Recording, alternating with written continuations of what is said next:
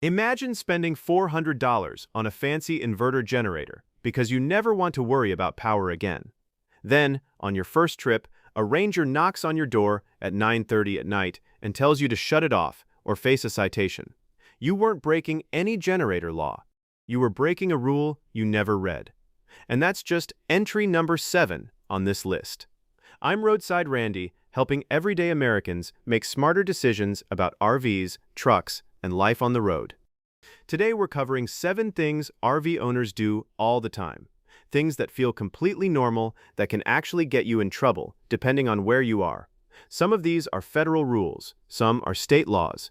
Some aren't laws at all, they're just campground policies, and I'll tell you which is which as we go, because that difference matters. Stick around for number 1, because it involves something almost every travel trailer owner has probably already done without thinking twice about it. Number 7. Running your generator when you want. You bought that generator so you'd have power on your schedule, not somebody else's. But where you park that RV can determine when you're legally allowed to run it.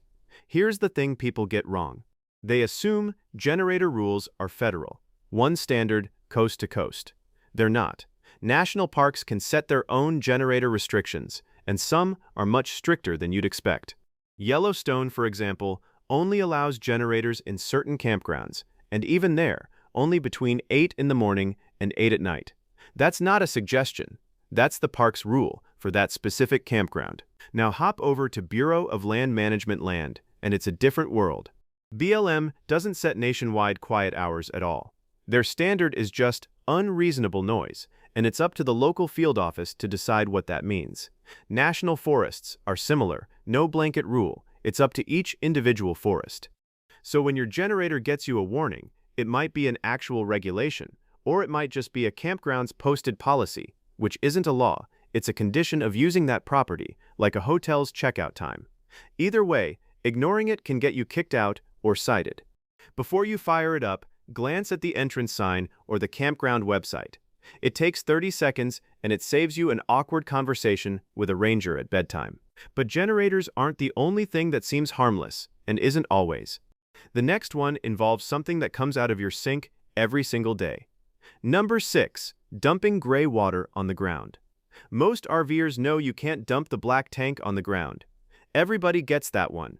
But what about the water coming out of your shower or your kitchen sink? A lot of owners assume gray water is basically fine. It's just soap and rinse water, right? Except that water carries grease, food particles, bacteria, and whatever cleaning chemicals you used. And after sitting in a tank for a few days, it's not exactly garden fresh.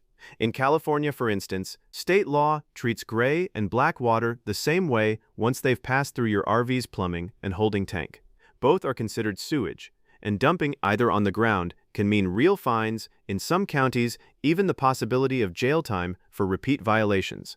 That said, this isn't universal. A few states carve out narrow exceptions. Arizona, for example, allows some limited gray water disposal on your own private land under specific conditions. But that's the exception, not the rule. And it does not extend to public land, campgrounds, or BLM sites, where local rules typically still apply on top of the federal baseline. The safe move: treat gray water like you'd treat black water, until you've confirmed otherwise. Use a designated dump station. They're more common than people think, at RV parks, truck stops, and along interstate rest areas. Quick ask before we keep going. If this list is already making you think twice about something you've done in your own RV, go ahead and hit like, subscribe, and tap that notification bell so you don't miss the next one. It genuinely helps this channel keep making these videos. Speaking of public land, that brings us to a misconception that gets even experienced RVers in trouble. Number 5. Assuming public land means you can park or camp anywhere. It's public land. Who's going to tell me where I can park? I hear some version of that every season, usually right before somebody tells me about the citation they got. Here's what a lot of folks don't realize. Public land isn't one big open invitation. BLM's general guidance limits dispersed camping to 14 days within a 28-day period, although individual field offices can impose different limits. Once you hit that limit, you may have to move to a new location, sometimes 25 to 30 miles away, depending on the local BLM rules. National forests generally follow a similar 14-day pattern, though the specific rule can vary forest by forest, and some require you to stay on roads that are actually designated for camping access. National parks are a completely different animal. Most national parks don't allow dispersed camping at all. You're looking at designated campgrounds or backcountry permits, period. And here's the part that catches people off guard. The rules about leaving your RV unattended can be much stricter than the camping stay limit itself. On BLM land, dispersed campers generally can't leave personal property unattended for more than 10 days, although some states have different limits. Developed BLM campgrounds can be even stricter, with some locations limiting unattended property to just 72 hours. So even where dispersed camping is allowed, you can't simply park your RV and fly home for 2 weeks. The practical takeaway, before you set up anywhere on public land, check which agency manages that specific piece of ground and what their current rules say, because BLM, Forest Service, and Park Service, they don't play by the same rulebook. And if you think that's confusing, wait until you hear about what happens on land you actually own. If you're finding this useful, consider subscribing to Roadside Randy. We cover the things RV owners actually need to know before they hit the road, not just the fun stuff. Number 4. Living in your RV on your own property. You own the land, you own the RV, so why can't you necessarily live in it? This one surprises people every time, because it feels like it shouldn't be anyone's business but yours. But owning the dirt doesn't override your local zoning code. Zoning law regulates what kind of structure can be used as a dwelling on a piece of land. And in a lot of residential zones, an RV doesn't count as a legal dwelling, full stop, regardless of who owns the property underneath it. This is entirely a local and state issue. There is no nationwide rule here. In Texas, for example, there's no statewide ban, and plenty of rural counties allow full-time RV living without much fuss. But drive into Austin, Dallas, or San Antonio city limits, and you'll find much stricter residential zoning that restricts exactly the same thing. Same state, completely different outcome, depending on which side of a city line your property sits on. Other states lean more permissive. Parts of Florida and Arizona have relatively RV-friendly rural zoning. But even in friendly states, cities within those same counties can impose their own tighter rules. And on top of all of that, if your property is in a neighborhood with an HOA, the HOA's covenants can restrict RV living even when the local zoning code would otherwise allow it.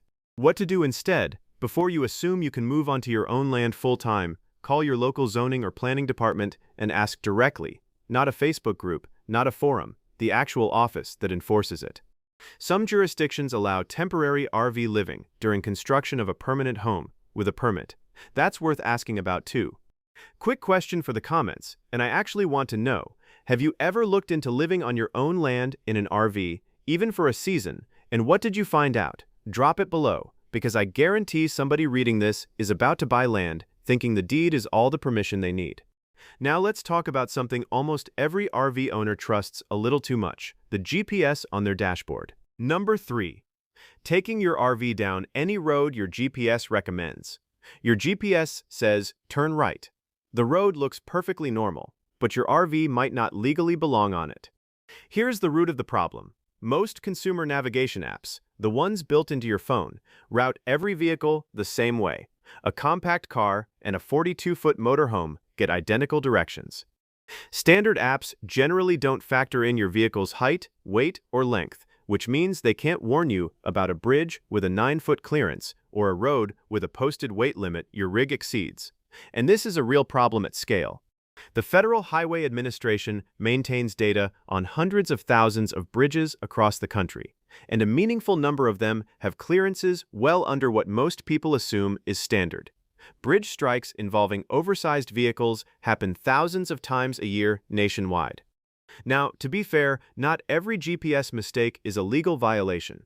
Sometimes a route is just unsafe, tight turns, steep grades, narrow shoulders, without technically breaking any law. But a posted height, weight, or length restriction is different. Ignoring a posted restriction, even one your GPS didn't warn you about, can put you in violation of state transportation law, on top of the obvious risk of hitting something you can't afford to hit. What to do instead? Use RV-specific or truck-specific routing when you can, and treat any posted restriction sign as the final word over your GPS, every time. The number one rule on this list is one I suspect a lot of RV owners have never even thought about. So let's finish with the confusing part and then the big one. Number 2. Sleeping in your RV at a rest area. I'm not going to tell you sleeping at rest areas is illegal, because that's simply not true everywhere. But I am going to tell you it's more complicated than most people assume. The confusing part isn't really whether you're allowed to sleep. It's what the state considers camping. Most states that allow overnight parking at rest areas draw a line between resting inside your vehicle and camping, which generally means setting up outside it. Things like extending your slide-outs, putting out lawn chairs, popping up an awning, or running a grill. In some states, that kind of outdoor setup can cross the line from simply resting in your vehicle into what the state considers camping. And camping at a rest area is prohibited in the states that make this distinction. The actual overnight parking limits vary a lot from state to state, and some states have been tightening these rules recently. So what was true a couple of years ago isn't guaranteed to still be true today. Always check the posted signage at the specific rest area you're at, since it can be more restrictive than the general state policy. What to do instead: if you genuinely need sleep, not just a 15-minute nap, stay inside your RV, keep your slides in, and check the posted signage at that specific rest area, because it can differ from the general state rule. If you need more than a few hours, a Walmart, a truck stop, or an actual campground is going to be a safer bet than testing the line at a rest area. And now, the one I think surprises RV owners more than anything else on this list. Number 1. Riding inside a travel trailer while it is moving. Picture this. A couple is heading down the interstate. One person's driving the truck. The other is sitting at the dinette in the travel trailer behind them, coffee in hand, television on, completely relaxed. It looks completely normal. In some states, it's also illegal. Here's what surprises people. There isn't one national rule on this. State laws vary, and many states prohibit passengers from riding in a moving travel trailer or fifth wheel, while others allow it under specific conditions. In California, for example, riding in a fifth wheel is allowed only if the trailer has safety glazing on the doors and windows, a way for occupants to communicate with the driver, and an exit that can be opened from both inside and outside. Montana requires the tow vehicle to be at least a half-ton truck. Wisconsin has an age requirement for younger passengers riding in a fifth wheel, and several states, including Arizona, Michigan, and Minnesota, permit it more broadly, though usually still with some conditions attached. The bigger issue: most of these state-by-state differences apply specifically to travel trailers and fifth wheels. Riding in the back of a motorhome, where the cab and living area are one connected unit, is treated completely differently and is generally allowed since it's all one vehicle from a legal standpoint. Truck campers fall into their own gray area too, since they're not being towed at all. The takeaway here matters more than any single state's rule. Never assume that because your RV has a sofa, a bed, or a dinette, you're automatically allowed to occupy it while it's being towed down the highway. If you're crossing state lines on a long trip, the rule can change the moment you cross a border, and most people have no idea that's true until somebody tells them. So here's the bigger picture. RV ownership comes with this strange mix of vehicle laws, campground policies, public land regulations, and local ordinances, and almost none of them are consistent from state to state. Something that's perfectly fine in Texas can get you a citation in Vermont. Something your campground allows might not be allowed at the BLM site 20 miles down the road. The smartest RVers I know aren't the ones who've memorized every law in America. Nobody can do that. They're the ones who've built the habit of checking before they park, before they camp, before they dump a tank, before they tow, before they let somebody ride in the trailer. That one habit will save you more headaches than anything else on this list. Which one of these surprised you the most? And have you ever been stopped or warned about an RV rule you had no idea existed? Let me know in the comments. I read every one of them. And if you got something out of this video, do me a favor, hit like, subscribe, and turn on notifications so you catch the next one the moment it drops. It's the best way to support the channel. I'm Roadside Randy, helping everyday Americans make smarter decisions about RVs, trucks, and life on the road. Thanks for watching, and I'll see you in the next one.